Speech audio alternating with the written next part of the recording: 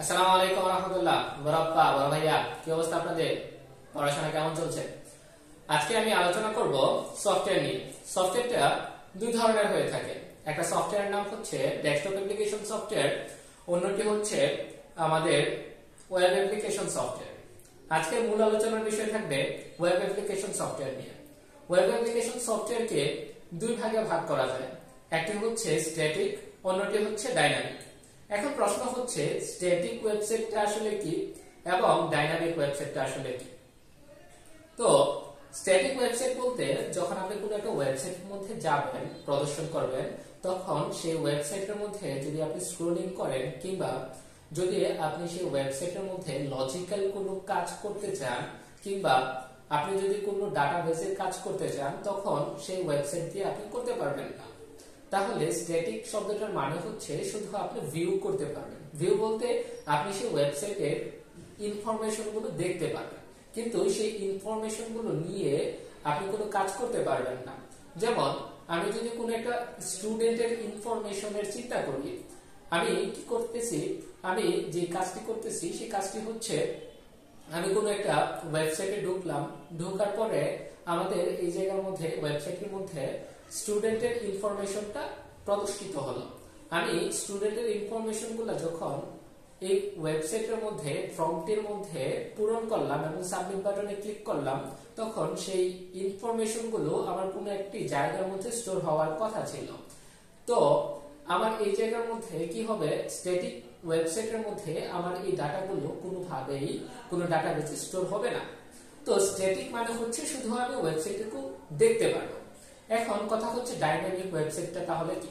Dynamic ওয়েবসাইটটা হচ্ছে আপনি কি করতে পারবেন, আপনার যে কাঙ্ক্ষিত ডাটাগুলো আছে সেই ডাটাগুলো আপনি দেখতে পারবেন, কাঙ্ক্ষিত ইনফরমেশন গুলো আপনি কালেক্ট করতে পারবেন এবং আপনি ওই যে স্টুডেন্টের ইনফরমেশন গুলো সাবমিট করার জন্য চেষ্টা করেছিলেন, সেই স্টুডেন্টের ইনফরমেশনটা আপনি সাবমিটও করতে পারবেন। এটা কোন একটা ডাটাবেসের মধ্যে স্টোর হবে। তো এই যে প্রসেসটুকু আছে সেই প্রসেসটুকু সম্পূর্ণ করা হয় ডাইনামিক ওয়েবসাইটের মধ্যে, আর শুধু ভিউ পার্টটুকু থাকবে স্ট্যাটিক ওয়েবসাইটের মধ্যে। তো আজকে যে বিষয়টুকু আছে সেই বিষয়টুকু হচ্ছে স্ট্যাটিক ওয়েবসাইটের মধ্যে কি কি টুলস ব্যবহৃত হয় এবং ডাইনামিক ওয়েবসাইটের মধ্যে কি কি টুলস ব্যবহৃত করা হয়। তো তো স্ট্যাটিক ওয়েবসাইটের মধ্যে যে টেকনোলজিগুলো ব্যবহার করা হয় সেই টেকনোলজির নামগুলো হচ্ছে HTML এবং CSS। যদি আমি ডাইনামিক ওয়েবসাইট ক্রিয়েট করতে চাই, তাহলে আমাদের এই জায়গার মধ্যে প্রয়োজন পড়বে HTML, CSS, জাভাস্ক্রিপ্ট, PHP কিংবা পাইথন কিংবা জাভা কিংবা .NET এগুলো। এবং ডাটাবেসের জন্য ব্যবহৃত হতে পারে ওরাকেল কিংবা D2K ল্যাঙ্গুয়েজ কিংবা MySQL, আরো অন্যান্য যে ডাটাবেস গুলো আপনি ব্যবহার করতে চান সেই ডাটাবেস গুলো আপনি ব্যবহার করতে পারবেন। তো কোন একটা ওয়েবসাইট তৈরি করার পূর্বে আমাদের সর্বপ্রথম যে জিনিসটাকে লক্ষ্য করতে হবে সেই জিনিসটি হচ্ছে আর্কিটেকচার। তো আজকে থেকে আমরা নেক্সট যে চ্যাপ্টার গুলো আছে সেই চ্যাপ্টার গুলোর মধ্যে শিখব MVC architecture, 1 tyre architecture, 2 tyre architecture, 3 tyre architecture. তো আজকের আলোচনার বিষয়টুকু এতটুকুই ছিল যে ওয়েব অ্যাপ্লিকেশন সফটওয়্যারটা কয় ধরনের হয়ে থাকে। তাহলে আজকে সামারি যদি বলি, তাহলে ওয়েব অ্যাপ্লিকেশন সফটওয়্যারটাকে দুই ভাগে ভাগ করা যায়।